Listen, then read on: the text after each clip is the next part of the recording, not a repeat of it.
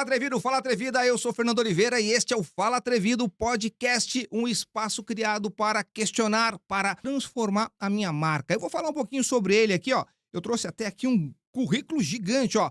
Eu recebo aqui um dos maiores estrategistas de patrocínio da América Latina. Ele é vice-presidente da Sponsorium, a principal plataforma global para avaliação de investimentos em patrocínio, usada por marcas como Braskem, Claro, Itaú, dando pessoalmente mais de 50 grandes marcas a investirem de forma inteligente e transformarem eventos em projeto de valor real para os seus negócios. Ele é colaborador do curso de marketing esportivo da ESPM, diretor da Associação Patrocínio Brasil e uma referência quando o assunto é unir estratégica, visão prática e resultados concretos. Hoje a gente vai falar sobre como transformar patrocínios em vantagem competitiva real, medir o que realmente importa e evitar que grandes investimentos se percam no glamour sem retorno. Seja muito bem-vindo, Renato Politi!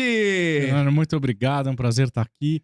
Então, eu estou à disposição hoje, quem quiser fazer pergunta e mandar pergunta para esse universo do patrocínio. Todo mundo acorda falando, a marca tem que me apoiar, eu tenho um projeto maravilhoso, e aí, como é que fica essa conversa? Então, eu estou aqui para os atrevimentos que vão vir e ver essa profundidade toda aqui. Então, eu estou à disposição para poder falar sobre um tema que, na verdade, eu trafego os últimos 30 anos quase. 30 anos. Show de bola. Olha só, gente, então, ó, aproveitando aí o que o Renato falou, o chat está aberto aqui, a gente está ao vivo, você pode fazer a tua pergunta para o Renato, assim, tenho certeza que ele vai ter prazer aqui em responder. E lembrando que se você, 80% ou mais de pessoas que assistem os nossos episódios ainda não assinaram o canal, então assina o canal, deixa aquele like legal e também deixa o comentário para a gente saber que vocês estão por aqui, que vocês atrevidos estão aqui apoiando aqui o nosso movimento de trazer gente realmente interessante, gente atrevida.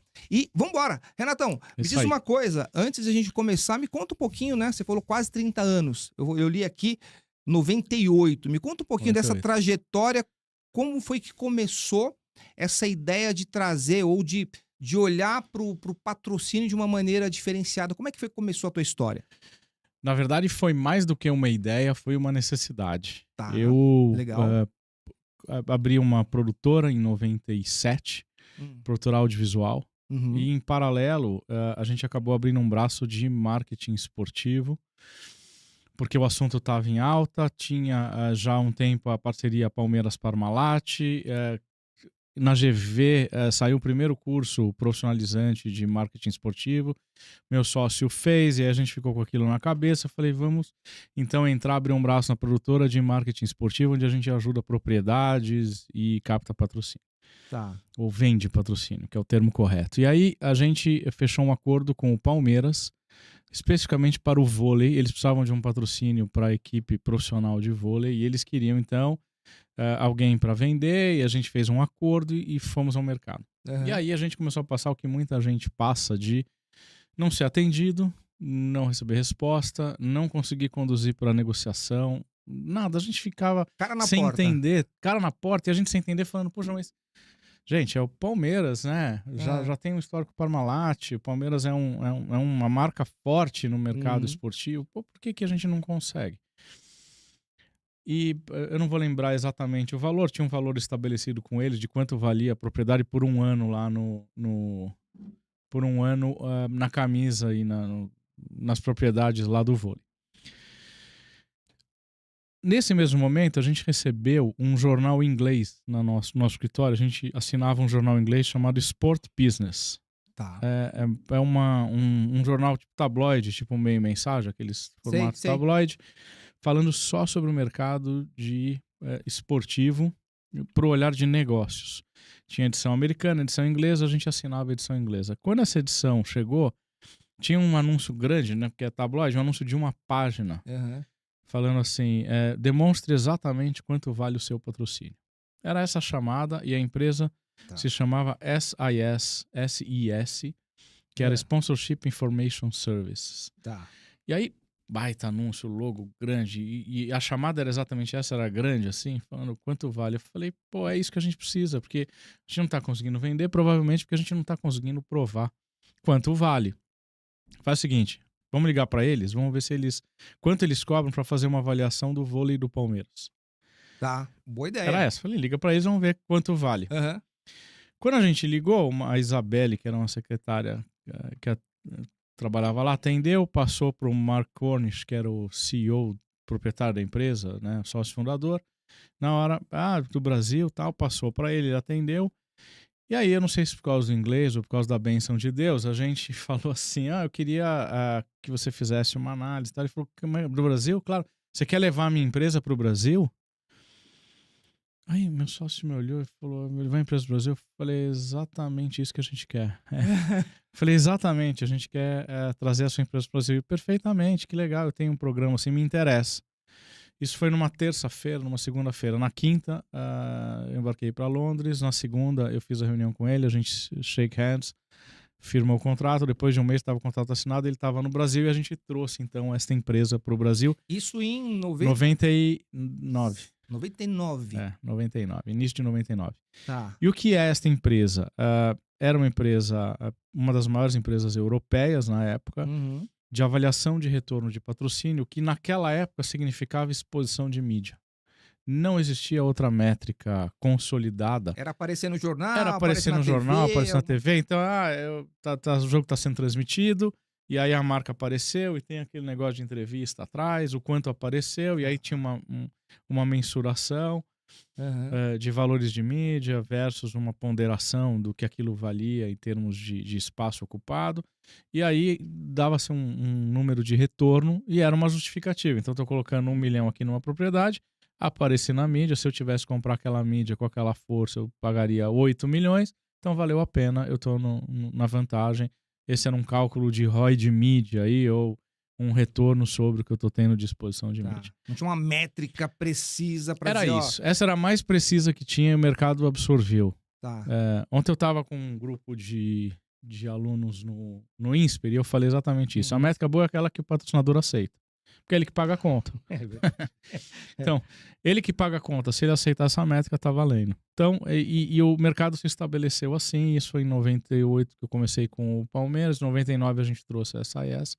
E desde então eu acabei me aprofundando, não só no mercado de patrocínio, porque eu também atuei em vários lados da mesa, mas principalmente em metrificar, avaliar retorno e estruturar a tomada de decisão. Então, como escolher um projeto de patrocínio. Esse foi meu início. Cara, isso aí é um negócio que é muito louco, porque muitas vezes as pessoas não fazem a noção, não têm a menor ideia na hora de buscar um patrocínio de que existem todos esses pontos, né? Na tua opinião, qual foi o momento mais decisivo que você teve até agora entre ter o sucesso ou o fracasso em alguma coisa nesse sentido, né? Meu pessoal? No patrocínio, não entendi a pergunta. O teu pessoal no sentido de dizer assim, cara, a gente tá... Por exemplo, você falou pra mim agora, né? A gente tá procurando um tipo de... batendo na porta das pessoas, aí de repente do nada aparece alguma coisa. Então nesse momento pode vir o quê? Uma frustração, que é que as pessoas têm, né? Muitas vezes tá batendo na porta e não dá. E de repente surgiu isso. Nesse período, teve algum momento, um momento decisivo que você falou, cara, a gente teve que dar uma virada de chave? Teve. Assim, estabelecer uma empresa nova é muito complicado, né?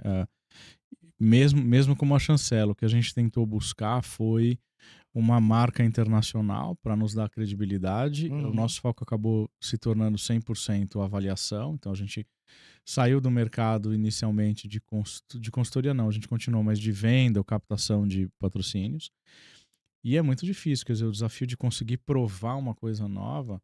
Então, a gente pensa agora, mas eu tenho a métrica, é tudo que o patrocinador quer e precisa, tudo que as marcas querem, eu vou ajudar o mercado inteiro. E, na verdade, não é assim. Então, normalmente, e eu passei isso algumas vezes na minha vida, mas principalmente neste início, foi quando é óbvio para você e aí você descobre que para o mercado não é tão óbvio assim quanto você imaginava que é óbvio, né? E olha que eu fiz conversas com empresários antes de estabelecer. Fiz várias conversas com pessoas que já estavam estabelecidas no mercado, presidentes de grandes empresas para me orientar se o caminho estava certo.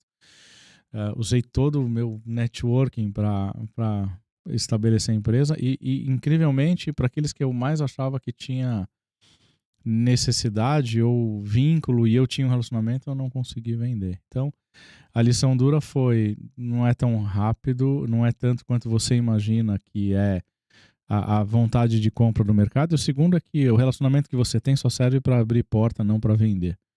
Tá. No máximo, a pessoa vai te atender e te ouvir. Então, networking ele serve para ser ouvido, não para ser comprado. Boa, boa. Quando você falou da CIS, né? Trouxe uma metodologia europeia, né? Exato. De validação e tudo mais.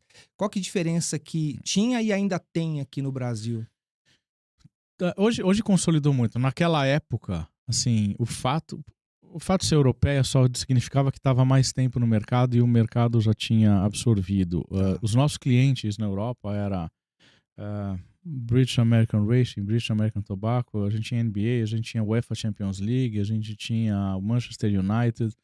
Então, a gente tinha como clientes grandes propriedades na Europa. Isso nos atraiu, claro, para trazer para o Brasil. Então a gente tinha grandes propriedades europeias, a gente tinha grandes marcas da Europa, o que significa que pelo tempo de existência aquilo já estava absorvido pelo mercado. Então a metodologia, se ela é boa ou ruim eu não sei, mas o mercado comprou e estabeleceu-se aceitando aquela metodologia. No Brasil, quando a gente traz esse know-how. Você fala, olha, lá na gringa deu certo. Funciona. A turma comprou e aceitou. Então, e aí era até interessante, porque Shell era cliente nossa lá fora e a gente não conseguia fechar com a Shell aqui. Demorou para fechar com a Shell aqui. A gente tinha a Heineken, não conseguia a Heineken aqui. Então, mesmo esse alinhamento demorou para a gente implementar no mercado brasileiro. Em paralelo, tinha uma empresa chamada Informedia, que criou uma metodologia própria, cujo objetivo era o mesmo. Então, pegar a exposição da mídia e metrificar isso em termos financeiros. Tá. Ele tinha uma metodologia que ele tinha desenvolvido caseiramente. Dou os parabéns pro Tony, porque ele desenvolveu isso na unha para conseguir desenvolver. Não era a metodologia que a gente concordava, porque quando a gente comparava as métricas, a nossa dava 1 milhão de retorno, a dele 15 milhões, então tinha uma diferença. E era a mesma exposição, mas é um conceito de metodologia, o que ele considerava como metodologia, o que a gente considerava como metodologia. Então, a gente trouxe de fora o que estava estabelecido, mas no Brasil ainda teve esse ruído. Então, tinham empresas que compravam a nossa metodologia, empresas que compravam a dele, e aí ficou essa discussão. O Ibope acabou comprando a Informedia, encampou a empresa. A nossa empresa foi encampada por uma empresa também de avaliação de mídia na França, que é a Taylor Nelson Software, que também dava métricas de audiência na França. Então, o que seria o Ibope na França, a Taylor Nelson fazia isso, também encampou a gente. E aí uma foi encampada pela outra, que foi encampada pela outra. Hoje o que era Informedia, o que era essa IES, o que era a Taylor Nelson, virou uma coisa só chamada Repocom, que nos Estados Unidos foi vendido, no mundo foi vendido para Nielsen, e aqui continua a Repocom, é o Ibope Repocom, e eles continuam fazendo, entre outras análises, essa análise também. E aí consolidou tudo. Então hoje você tem uma empresa fazendo isso. Surgiram várias nos últimos 2, 3 anos por causa de IA. E aí cada uma com uma métrica diferente, com uma avaliação diferente. De novo, o que vale é aquilo que o teu patrocinador ou que a marca que está pagando entende como verdadeira para justificar o investimento. Você acha que tem uma coisa de mentalidade no brasileiro diferente do europeu, né? Para entender esse negócio porque onde eu quero chegar hoje as pessoas, tanto as marcas, elas têm talvez um pé atrás. Eu queria ouvir você para, né, sobre eu vou botar meu dinheiro aí, vai ter retorno, tal. E aí ela precisa se certificar com todas essas, né, esses recursos, né, que você falou. Mas ainda tem uma coisa da mentalidade do brasileiro de não acreditar ainda que vai dar retorno e tudo mais? Não, isso já passou. Já a gente está foi. muito maduro. O nosso mercado é o mais maduro da América Latina. É mesmo? Isso disparado. A gente está pelo menos... Normalmente a gente está 3 a 4 anos atrás da Europa, em termos de publicidade, em termos de mídia. Coisas que estão sendo desenvolvidas lá chegam aqui 3, 4 anos depois. É mesmo, ainda hoje?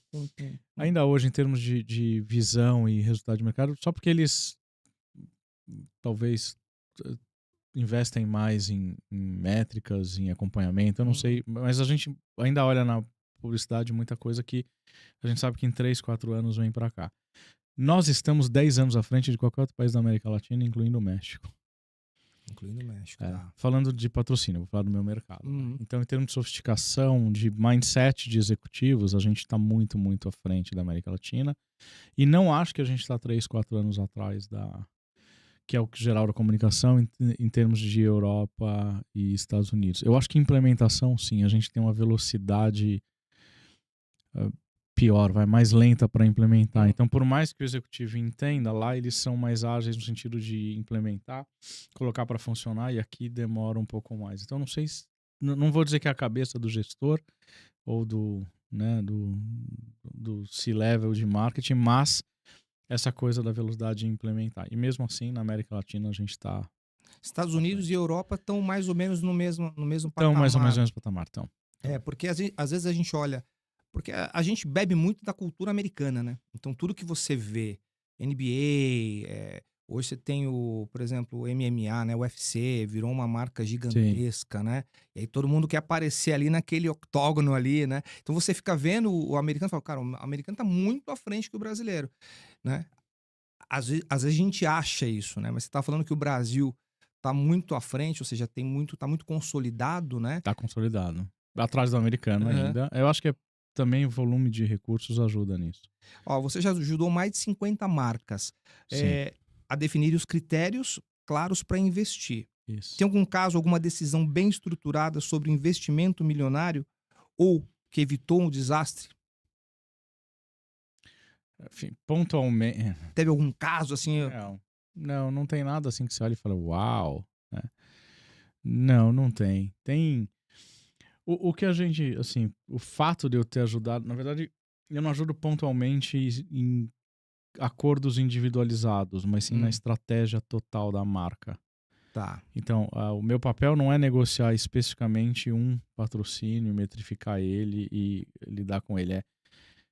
É entender com o Itaú por que ele faz o que ele faz, o que ele quer na sua plataforma inteira de patrocínios.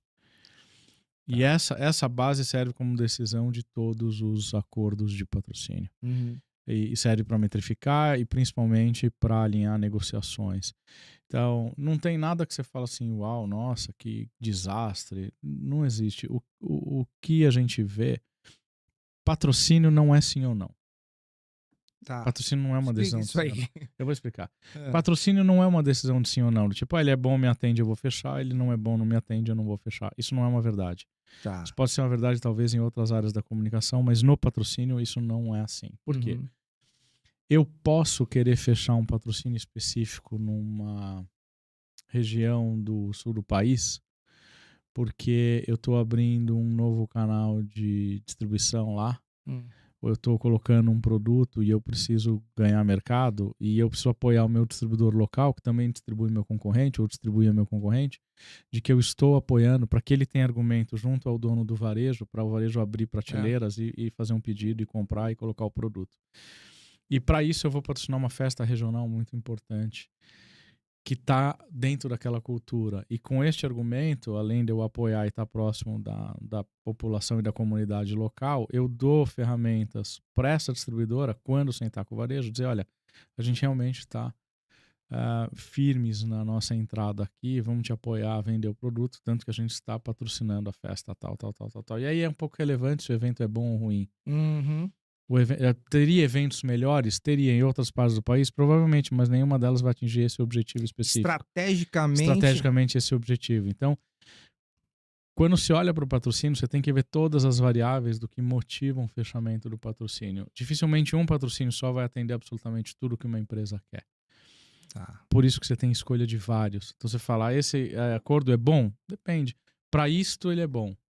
Para essa minha vertente que eu estou buscando, Tá. para estreitar o meu relacionamento ou para mostrar benefícios para o meu cliente atual VIP, porque ele tem benefícios, ele pode aproveitar de uma Uhum. experiência única que o dinheiro não compra, porque ele é meu cliente, ele tem uma entrada VIP, ele tem. Então, para ele serve isso, eu estou usando para isso, com este objetivo, funciona esta propriedade de patrocínio. Aí eu vou escolher outra com outro objetivo, ou complementar a esse, ou para somar a esse. Então, tem uma construção de portfólio de patrocínios e não é só cartesiano sim ou não. Então, como é que você evita desastre? Sabendo o porquê que você faz. O Uhum. evitar o desastre que eu ajudo de uma maneira geral é as marcas sabem muito claramente, os meus clientes sabem muito claramente por que estou assinando este contrato.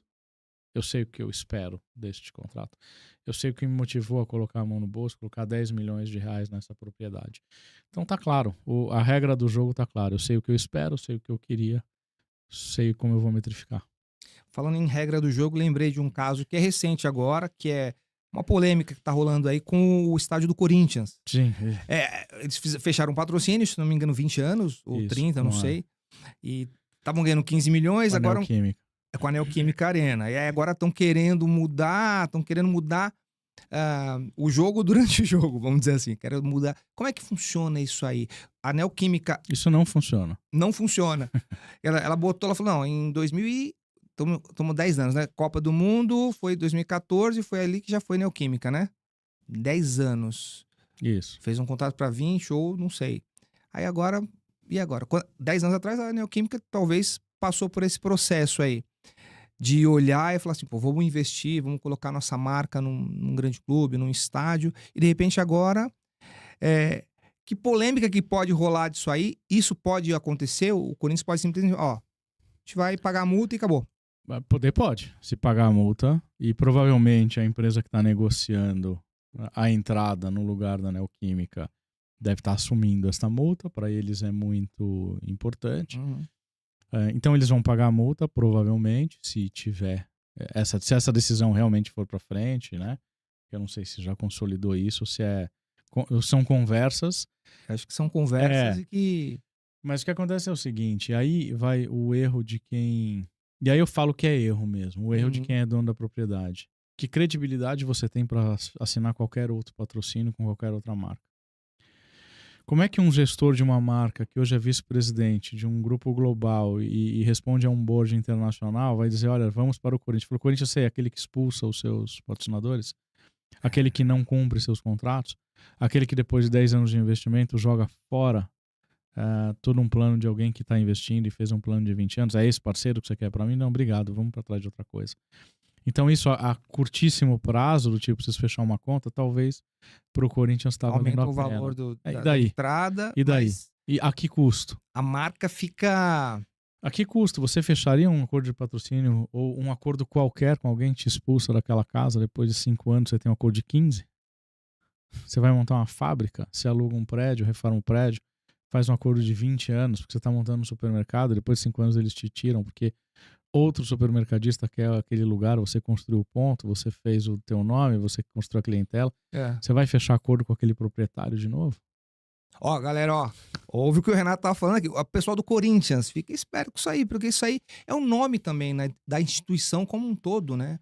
O Corinthians é gigante. Agora, se começa pessoas que não têm essa noção de que, olha, o que vai afetar, né, o que você falou, né? Talvez no curto prazo seja bom, né? Entra receita e tudo mais, mas e a credibilidade, né? Não, e como é que isso fica depois de anos? É aquela arrogância de achar, não, mas eu sou o Corinthians, isso nunca vai acontecer comigo e eu sempre sou o líder. É o líder, depois passa a não entrar dinheiro, depois passa a não fechar patrocínio, depois não tem essa fonte de receita, depois... e aí, como é que fica?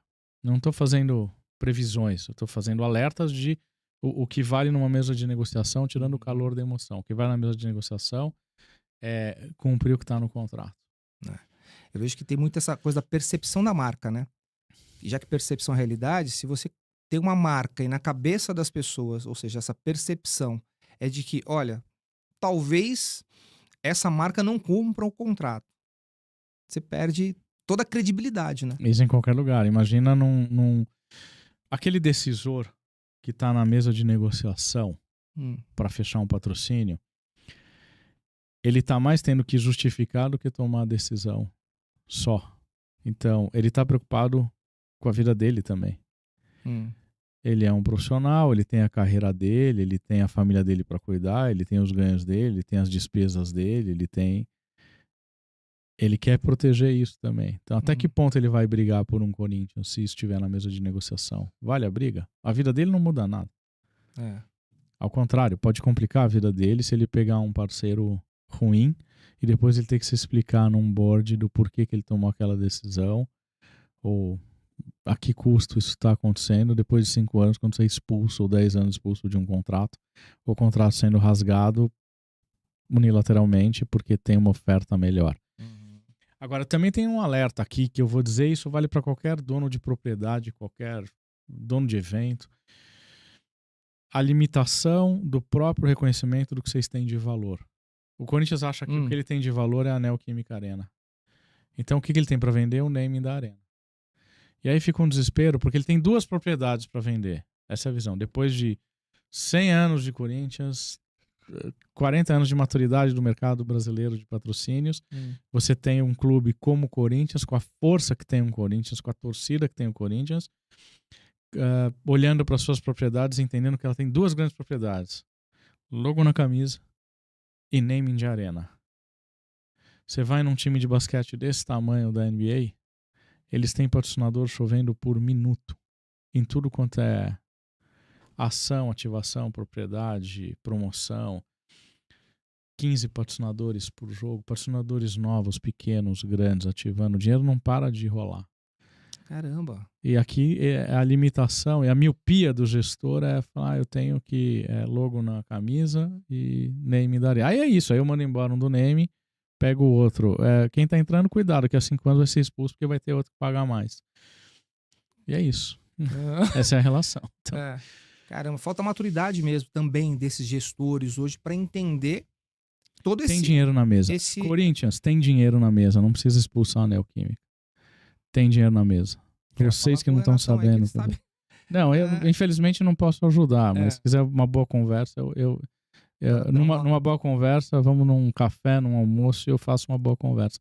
Mas tem dinheiro na mesa, e tem muito dinheiro na mesa. Eu vi uma entrevista tua, você falava do Rock in Rio. Até voltando um pouco para essa coisa do ecossistema todo, de que uma marca ela não entra... Só entra pontualmente, ela entra de forma estratégica. Como que é essa história do Rock in Rio em termos de patrocínio mesmo? Como que as marcas elas entram? Qual que é a mentalidade na hora de entrar num grande festival como esse? Pode ser o Rock in Rio, mas pode ser... Tem tantos festivais hoje no Brasil, né? Então, algumas coisas. Primeiro é a relevância e o alinhamento de público. O público que eu quero falar vai estar lá? É este o meu público? E o falar com o público não necessariamente é o público consumidor da marca. Eu posso querer falar porque é um público de interesse que eu preciso me relacionar, uma rede de distribuidores, é o poder público, uma determinada camada de decisores ou influenciadores ou de um determinado segmento, ou o meu público final. Então a primeira coisa é, meu público está lá? Segundo, esse evento é relevante para atrair este público? Ou seja, faz o camarada sair do sofá e ir até lá? Para ver a marca, para ter contato, né? Para ir no evento, porque a gente está falando de evento, né? Então, mesmo quando a gente está falando de televisão, o Corinthians, eu ligo a televisão e vou assistir e vou parar, né? Eu tenho essa força, a propriedade tem essa força de atração no meu público. Esse é o segundo ponto. E o terceiro ponto é como é que eu aproveito daquele ecossistema além de exposição de marca. Hoje em dia, exposição de marca representa... Exposição de marca é aplicar a marca dizendo que eu estou patrocinado. Isso representa, em termos de importância, algo em torno de entre 18% e 22% da decisão e da importância ou da motivação de compra de um patrocínio. Então, 20%, vamos arredondar, 20% da razão pela qual eu fechei um patrocínio é a minha marca estar lá estampada para alguém ver. 80% são outras coisas. Eu quero participar da conversa, eu quero ser relevante, eu quero ter um storytelling diferente, eu quero ativar aquele público, eu quero fazer promocionalmente, eu quero me associar àquela marca daquele evento, tipo Rock in Rio, que se mantém presente durante o período todo do ano. Então, são outras motivações que não é só a marca estampada para alguém ver. Ali, como se fosse aparece aquelas placas no estádio de futebol, né? Ou até no local, na televisão, mas também no local. Eu fui no Rock in Rio e vi lá que tem lá o Itaú. É uma razão só o Itaú aparecer? Mas ele quer um monte de outras coisas além disso. Uhum. Ele está lá porque ele quer participar daquele ecossistema, ele quer participar daquela conversa, ele quer estar num momento que gera aquela emoção para aquele público que foi lá ver um ídolo no palco e ele está aberto àquilo, ele está vivendo um associa isso com a momento, marca, ele tal. associa isso com a marca. Uma das coisas que tem, que eu acho que é talvez emblemático aí, que é o Big Brother. 25 anos já de Big Brother. E todo ano eles conseguem renovar com algumas marcas, talvez, se eu não estiver enganado, talvez que o Carrefour, Itaú, sempre as mesmas marcas, né? O que faz essas marcas dizerem, eu quero estar de novo? É uma defesa para não ter um concorrente entrando? Ou é a própria marca dizendo, eu quero me conectar com esse público aí que é talvez o público do Big Brother? Faz tempo que eu não assisto, então não... A propriedade é boa. Só defender território pro concorrente não entrar não é justificativa suficiente para colocar. Ali... Não, porque se for ruim, eu prefiro que meu concorrente bote mesmo. Se a audiência não estiver se conectando... Se a propriedade é ruim, deixa o meu concorrente entrar. Não é verdade. Eu acho que, se falando de Big Brother ou qualquer evento deste porte, mas independente do porte, isso vale para os pequenos também. Eu estou recebendo aquilo que me motivou a comprar, então eu vou renovar e vou continuar parte disso. Tá. Então, a preocupação de fazer bem feito e entregar aquilo a que se propõe é premissa básica de qualquer projeto patrocinável. Tá. Porque muitas vezes a justificativa é isso, bom, mas eu sou bom no que eu faço direitinho, né? Isso é o mínimo, senão você nem existiria. Quer dizer, o fato de você ser competente naquilo que você está fazendo é um bom evento, é um bom projeto, é o mínimo para eu começar a conversar com você, não é para eu fechar. Tá. Se você não for bom, eu não vou nem conversar. Se não tiver qualidade, nem Se você não tiver qualidade, eu não vou nem sentar para conversar com você. Se tem qualidade, aí eu vou avaliar por que patrocinar ou não, por que apoiar ou não o seu projeto. Então, a qualidade é a premissa básica de entrega, senão aquilo não se sustenta. A partir daí, claro, o Big Brother, nós estamos falando da maior emissora do país, né? Terceira maior do mundo, então assim, é a Globo. É a Globo que trouxe uma marca consolidada, sabe fazer, está fazendo o que faz e cada vez entende o que o público quer, porque tem audiência. Tá. O segredo é esse, tem audiência? Alguém levanta do sofá para ir ver? Né? No caso, alguém fica no sofá. Nesse caso, alguém fica no sofá, para o seu tempo. Você para uma hora do seu dia e fica assistindo aquilo e compra no pay-per-view? Sim. Tem gente fazendo isso? Tem. Então o produto é de boa qualidade. Porque eu tô atraindo o público. Independente de análises. Mas eu não gosto, eu acho que é agressivo, eu acho que toca. Não importa. Importa é que tem gente assistindo. E se este público é o meu público, valeu a pena. A Globo cumpriu o seu papel. Então, as renovações indicativos claros de que a conversa está funcionando, não é só para proteger território. Tá, legal. Muita gente acha que patrocínio é gasto de marketing sem retorno claro. O que você diria para essas pessoas que ainda veem patrocínio como despesa e não como investimento?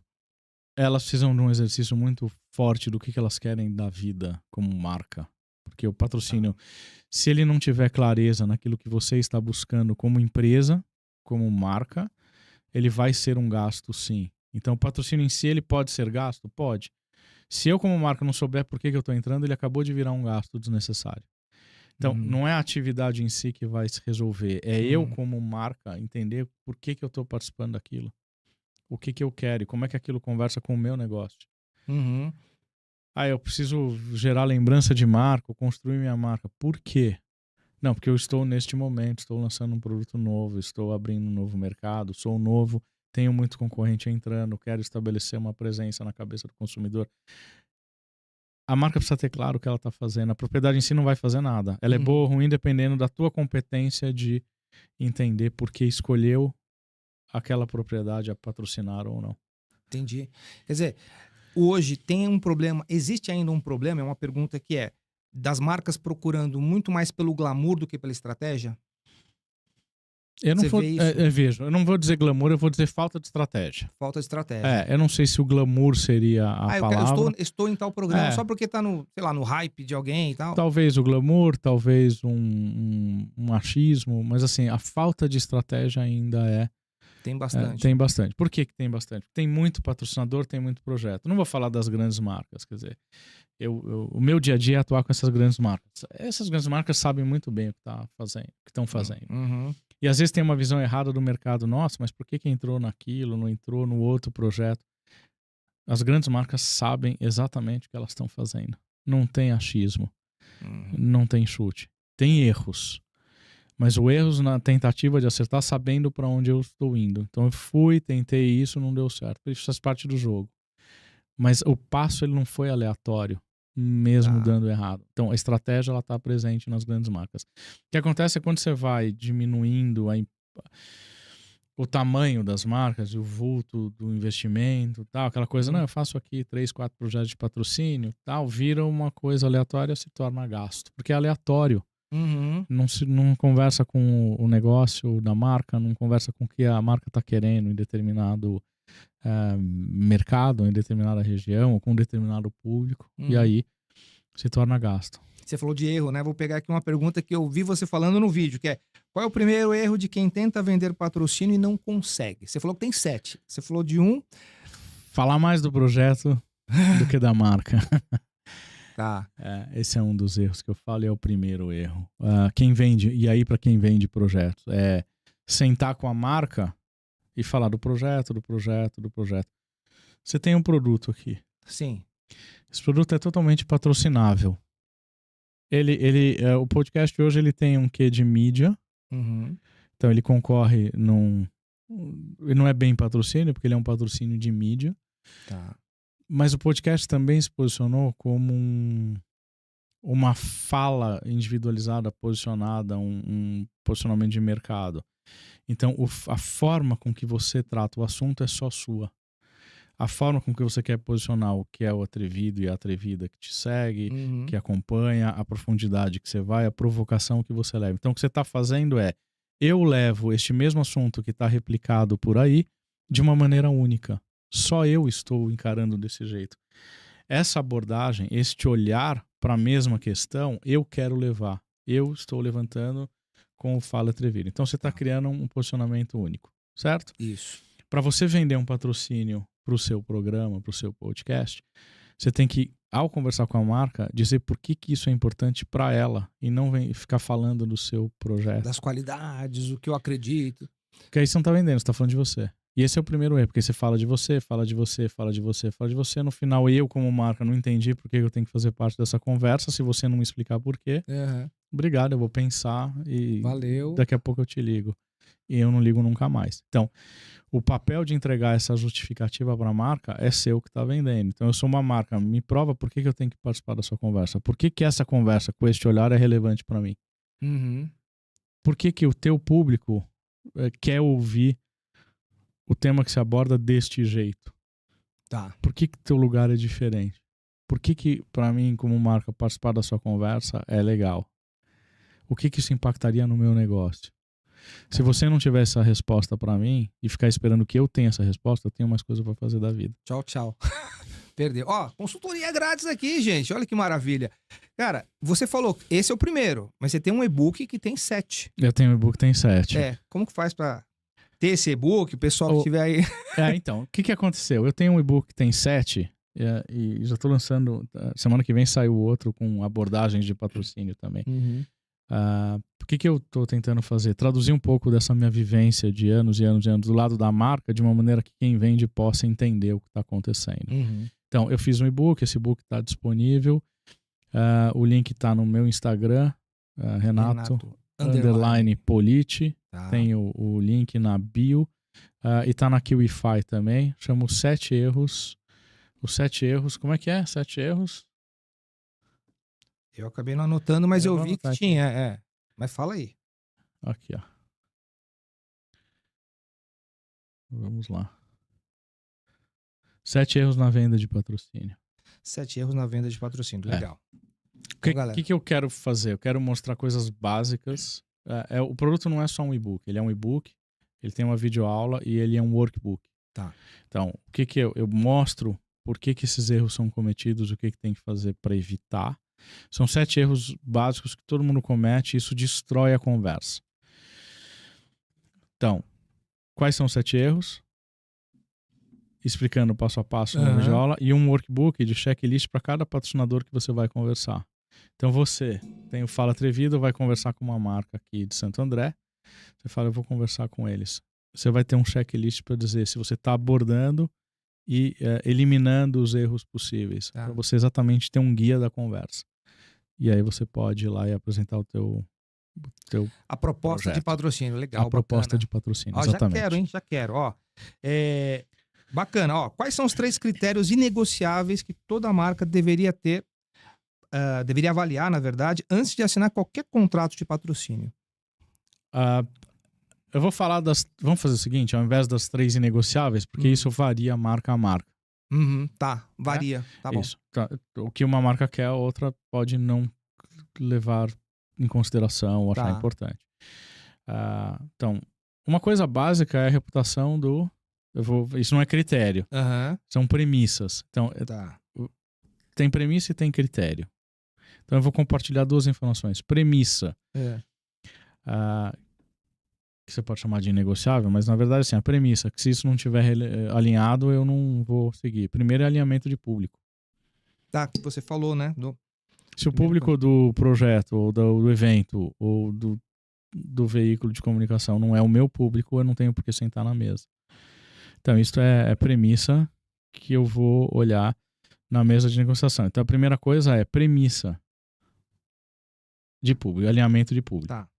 A partir daí, quais são os 3 critérios em termos de importância, crescimento, que as marcas olham de uma maneira global? Estou falando aí de um acumulado de mais de 1000 grades de critérios. 1000? 1000, tá? Então, quais são os critérios que mais saltam? Tem 10 que se repetem, mas tem 3 muito importantes que tem que ser levado em consideração. Você, como projeto, tem que ser pelo menos forte em um deles, senão é irrelevante. Possibilidade de ativação com recursos de ativação com o seu público, para que a marca possa ativar. Então, eu tenho promoção, eu tenho engajamento, eu tenho um espaço para você ativar, eu tenho algum recurso de ativação que o projeto dá. Segundo ponto, ativos de hospitalidade para uso em relacionamento. Então, uma das razões de patrocinar é o relacionamento, não com o seu público, com o meu público como marca. Eu tenho os meus clientes. Eu quero aproveitar da propriedade que eu estou comprando e usar o que eu tenho de ativos para me relacionar com eles.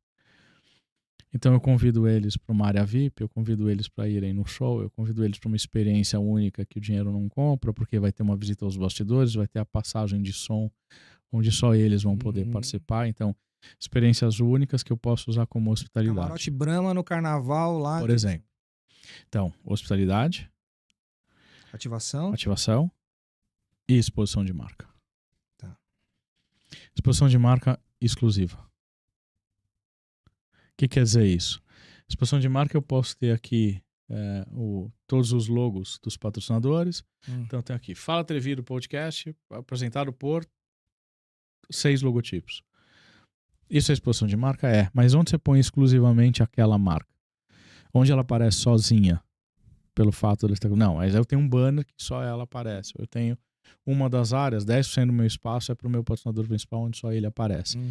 Então, pensar na lógica do que aquele seu patrocinador está recebendo de maneira exclusiva, em termos de aplicação de marca e exposição de marca. Um exemplo não sei se você viu a ativação do Nubank com a Wandinha. Chegou a ver, não? Netflix? Não. Netflix, você pausa, tudo tem uma ativação em vários lugares, mas o mãozinha ele faz uma coisa e é tudo roxo, porque é a cor do cartão e é uniforme. Ontem eu estava analisando isso, assistindo, e você pausa, aparece lá a Wandinha, aparece o cartão e aparece o uniforme deles é roxo também. Então tem uma conexão com o público do próprio Nubank, com o público que assiste, né? Então é muito interessante e...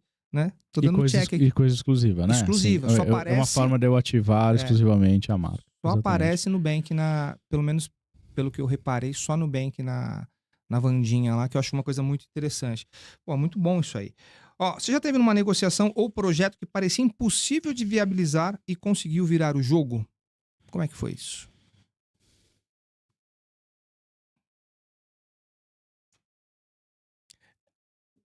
Assim, eu não vou dizer impossível, eu acho que não é impossível. Não, assim, situação impossível eu nunca estive. Aham. Ah, o virar o jogo, sim, a gente conseguir mais resultado para a marca. Então, eu não posso citar a negociação nem a marca por razões de confidencialidade, Tá. mas o entendimento daquilo que a marca deveria ter, você já tem uma negociação mais alinhada, fazendo valer mais o dinheiro. Era uma negociação valor alto, tinha um envolvimento estratégico, político não no sentido de políticas, né, mas internamente, politicamente para a empresa era importante estar naquele projeto. Uhum. Então é aquilo, eu preciso estar, eu não posso abrir mão, é uma relação importante, mas eu preciso garantir que a marca também receba aquilo que ela está querendo, né? É. Então, o que a gente conseguiu, na verdade, foi fazer valer mais aos olhos do negócio o dinheiro que estava sendo alocado. Porque o que acontece? Eu preciso fechar porque eu tenho um bom relacionamento, porque a diretoria precisa disso e porque onde eu estou atuando é importante eu estar presente. Perfeito. Onde o projeto vai acontecer, é Uhum. importante eu estar presente. Porque eu não posso abrir margem para concorrência. Perfeito. Então eu tenho a razão principal de estar lá.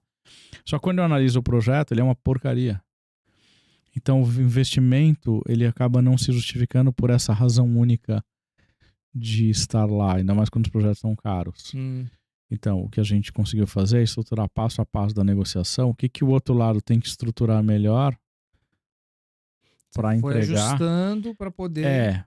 Foi ajustando para poder justificar, porque aí você... Porque depois tem auditoria em cima disso. Depois, tá, mas por que isso vale tanto e você pagou tanto? Não faz sentido, não para. E aí, o que acontece? Por que isso é bom para quem vendeu? Porque gera uma relação de longo prazo. Porque senão ela é de curtíssimo prazo. Eu entro hoje, pago o valor que está me pedindo, não se justifica, daqui a um ano acabou. Você sai. Pronto. Acabou, você encerra. Uhum. Então o que a gente conseguiu fazer, e que no final das contas foi melhor até para quem vendia do que para quem comprava, é trazer para a mesa todo o alinhamento do tipo, ok, vai fechar, mas o que eu preciso estruturar para te entregar o máximo que eu posso aqui, dentro das possibilidades. Cada evento tem uma característica diferente, cada projeto é diferente do outro. Não dá para atender tudo que a marca quer, mas o máximo possível do que a marca busca. Então, trazer para a mesa essa clareza gerou solidez para os dois lados, né? Legal, Porque bacana. a gente minimiza o risco de quem está pagando a conta. Tá tudo ligado em quem paga a conta se sentir confiante e confortável com a decisão que está tomando. Porque no final das contas, o dinheiro está saindo de lá, né?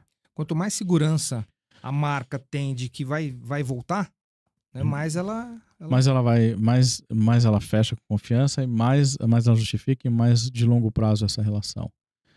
Entendi. Quem está vendendo, e você é um comunicador e tem seus produtos de comunicação, você sabe, vender todo dia ou todo ano é cansativo, né? Uhum. Trocar o teu parceiro é cansativo. Você faz a venda e fala, nossa, tem que fazer uma outra para outro ano que vem, porque Começa de novo. começa de novo. Agora, se você tiver alguém sólido e saber que você tem um contrato de 20 anos, atenção, 20 anos de contrato,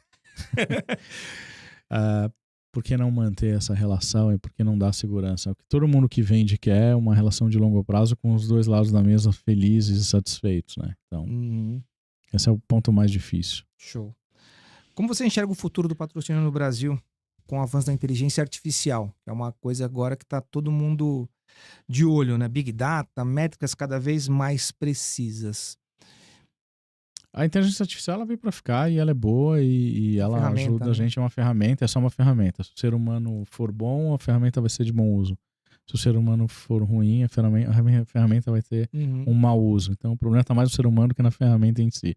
Futuro do patrocínio com o IA. Eu acho que IA vai impactar tudo, inclusive o patrocínio. Eu acho que as tomadas de decisão elas vão ser mais aceleradas.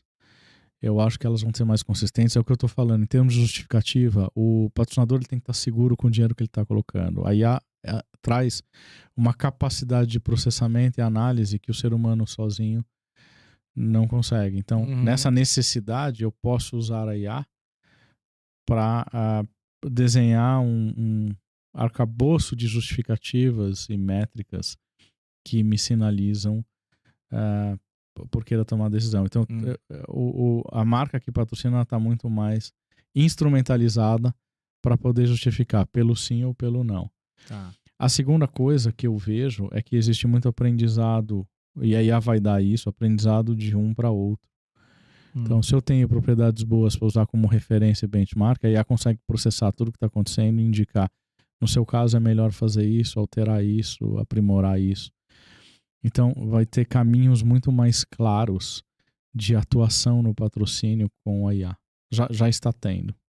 Porque traz um histórico e um comparativo que, para se levantar isso manualmente, levaria talvez um processo impagável. Caramba. Agora, tem uma coisa assim da IA no sentido de do patrocínio, que aí não é IA. Eu acho que o patrocínio, de uma maneira geral, ele está crescendo absurdamente. É uma dos recursos de comunicação que está crescendo muito. Pós-pandemia isso estourou. Eu acho que o ano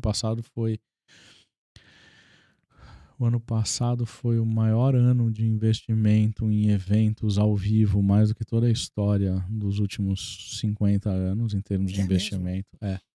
Porque muito se diz porque ficou represado esse dinheiro durante a pandemia, porque os eventos não aconteciam, tudo ficou online, teve investimento, mas não chegou nem aos pés do que era, tinha um represamento. Teve uma vantagem competitiva onde a memória das pessoas se apagou em termos de histórico de marcas dos últimos 3 anos. Então você tem eventos acontecendo e a marca presente. Quando tem um buraco de 2, 3 anos sem aquilo acontecer, eu apago a referência daquela marca naquele evento. É como se tivesse começado do zero.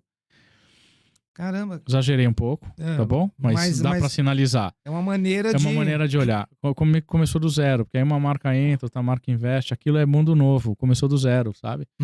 E aí as marcas entraram com força total.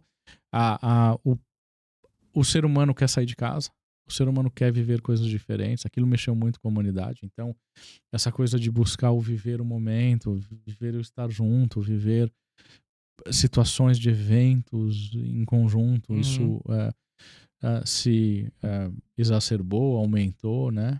Intensificou e claro, não tem momento de maior investimento em patrocínio do que na história da humanidade do que o último ano e este ano. Então a tendência é só aumentar isso. Só aumentar.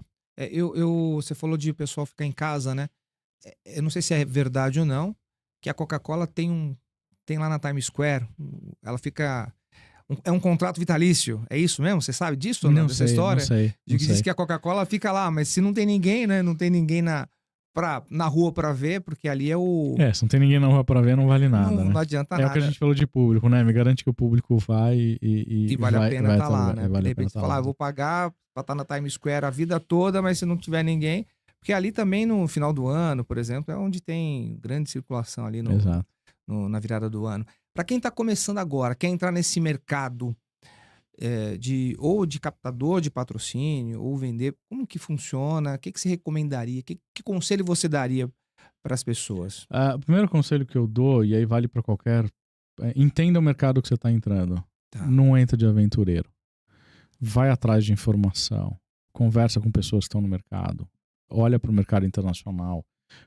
Procura o que já tem de literatura sobre o assunto, se atualiza, usa IA, conversa com ela, vai atrás. Então, a primeira coisa é, não entra de aventureiro. Se você vai entrar no mercado, o pessoal acha que às vezes o patrocínio não, vou lá, patrocínio, é simples, não tem nada simples, ele é tão complexo como qualquer outro mercado. Então, busque referências e aprendizado, esse é o primeiro ponto que eu dou.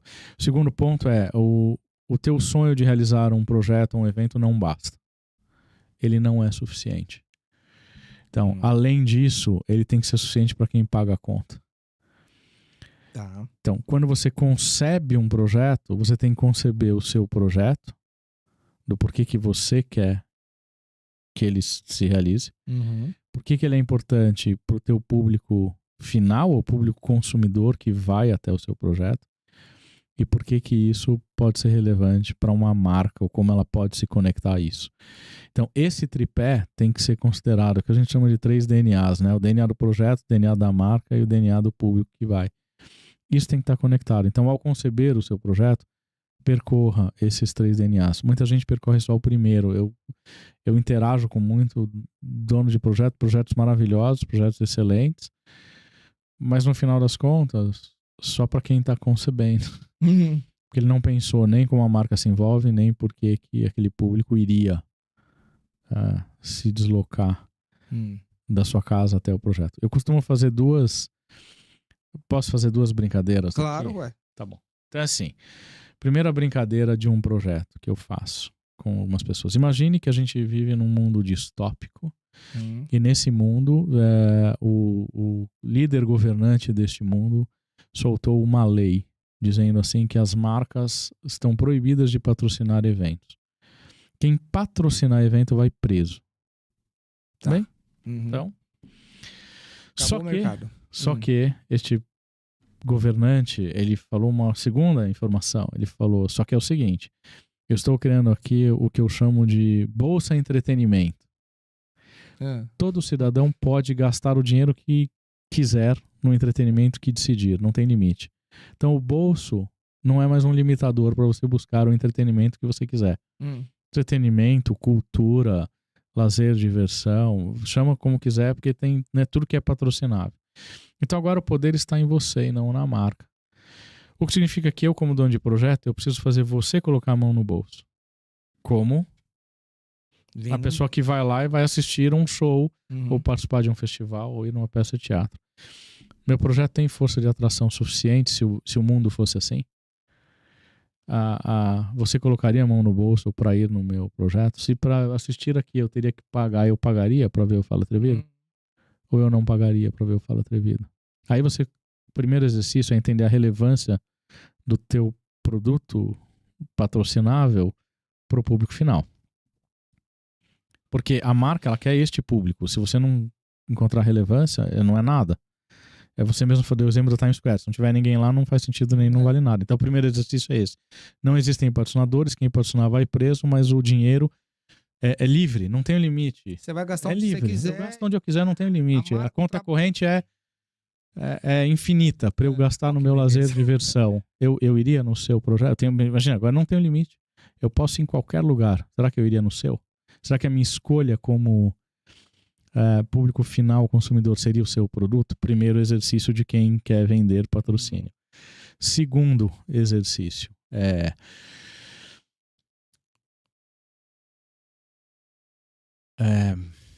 como é que eu vou... É um outro patamar. Ou seja, é exatamente ao contrário. O olhar da marca agora. Por que a marca tem que entrar no seu projeto e não do concorrente? Quantos podcasts que falam de empreendedorismo existem no mercado brasileiro? Por que o seu? Por que aquela marca tem que estar com você? O que você entrega para aquela marca? E aí não vai servir para todos. Vai servir para marcas específicas. Então, o segundo exercício é quais marcas você pode conversar? Não é o mercado inteiro. Você não é um produto que o mercado inteiro pode querer comprar. É impossível.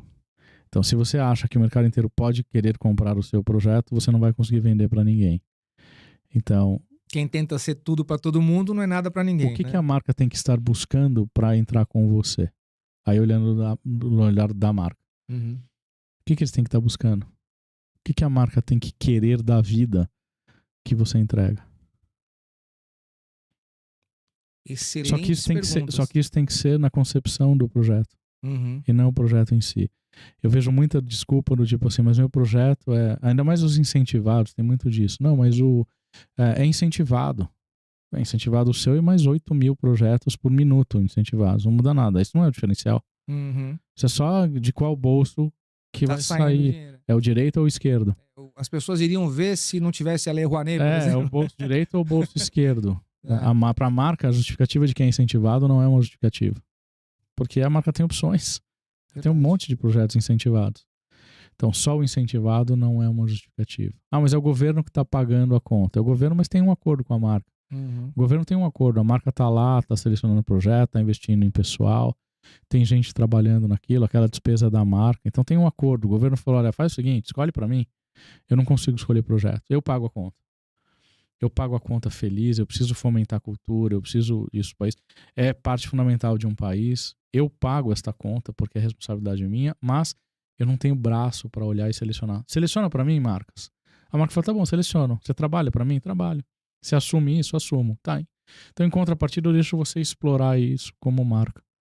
O meu pagamento, governo, para você, marca, por trabalhar para mim, é deixar você explorar aquilo como marca. Você pode colocar sua marca, você pode ativar, você pode fazer dentro do limite do que está combinado, você pode um monte de coisa. E é isso que as marcas querem. Elas não são governos, elas não estão lá porque a cultura é maravilhosa, eu preciso fomentar a cultura. Isso não é o papel da marca, isso é o papel do governo que já está sendo cumprido. Ao transferir a decisão para a marca e pagar a conta, o governo está cumprindo o seu papel. E fez um acordo para alguém trabalhar. Você trabalharia para o governo? Trabalharia. Você ia perguntar a primeira coisa, ok, eu trabalho, mas você me remunera de alguma forma? O meu tempo, a minha dedicação? O governo falou, ok, remunero. Você que é marca, uma empresa, você pode explorar aquilo, colocar o seu logotipo, dizer que você patrocina, ativar aquele público, se conectar com ele. É isso. Certo. Renatão, pergunta final aqui, ó. Se você pudesse deixar apenas uma frase para todo gestor, empreendedor ou profissional que vai decidir investir em patrocínio nos próximos anos, qual seria esta frase?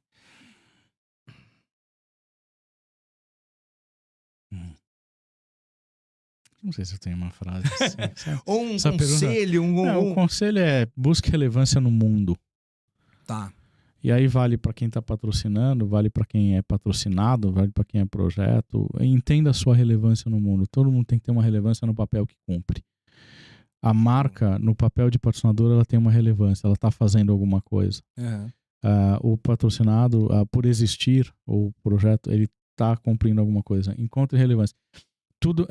Patrocínio é sobre relações humanas. Não é sobre outra coisa. Relações humanas. São seres humanos para seres humanos, pelos seres humanos. Isso é patrocínio. Patrocínio só faz sentido se tiverem seres humanos envolvidos. Então, se tiverem seres humanos envolvidos, você tem que olhar primeiro assim, o que é o impacto naquele outro ser humano. É isso. É sobre seres humanos. Cara, sensacional. Me fala um pouquinho, a gente falou um pouquinho sobre educar as pessoas, você tem um e-book e você vai ter um workshop agora, que acontece semana que vem. Quer falar um pouco dele? O que vai semana acontecer? que vem já fechou. Já fechou? Lotou. Já lotou? Então, em outubro tem uma nova edição, dia 6 de outubro. O que é workshop mesmo? Workshop é o seguinte, ao longo dos anos, muitos donos de propriedades me pediram, me ajuda a negociar, me ajuda a falar com uma marca, eu não posso. Não posso. Eu tenho contratos com essas marcas, eu sou fiel a essas marcas. Tá. Eu tenho informações internas, eu não posso nem me envolver com negociações de patrocínio, nem orientar, nem sentar com você e falar vai em tal marca ou tal marca, porque eu não posso. Tá.